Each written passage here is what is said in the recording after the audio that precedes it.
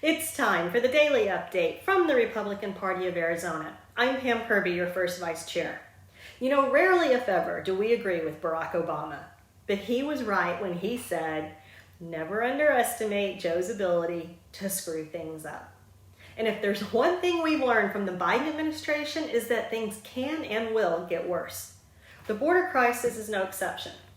Border officials have estimated roughly 12,000 Haitians are camped out under the bridge in Del Rio, Texas, while even more are crossing the Rio Grande to enter our country. There has been a severe influx in Haitian migrants in the country due to Biden's failed border policies. And when Biden paused flight deportations, they took that as an open invitation. These aren't Haitians necessarily escaping their country's recent earthquake and political instability. In fact, when interviewed, many said they'd been living in Brazil or Chile for years. Now, the Biden administration says they are resuming the deportation of Haitians. And while they have flown some migrants back to Haiti, they are busing and flying others to cities in the United States, including right here in Tucson, Arizona. More than half of our nation's governors have written Biden a letter pleading for a meeting about the border crisis. So far, their cries have fallen upon deaf ears.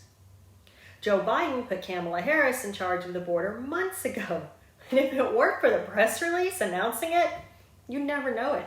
She refuses to visit the border to face the humanitarian disaster she's created, and instead deflects blame onto Border Patrol agents. Her actions, or lack thereof, have only exacerbated the situation.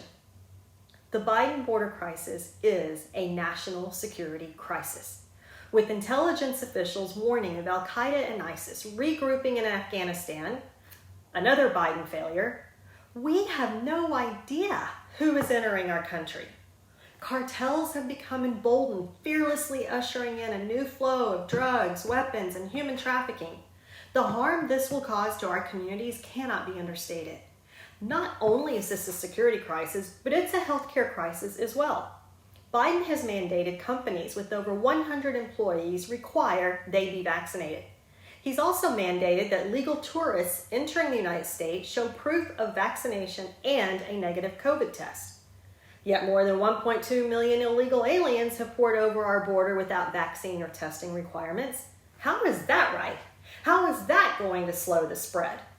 The squalor of the tent city under the bridge in Texas and the abuse of the women and children attempting to cross our border all lay at the feet of Joe Biden and his policies.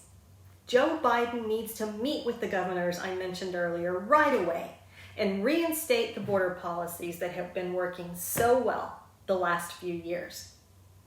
Thanks for tuning in, and remember, here at the Republican Party of Arizona, it's always America first. See you soon.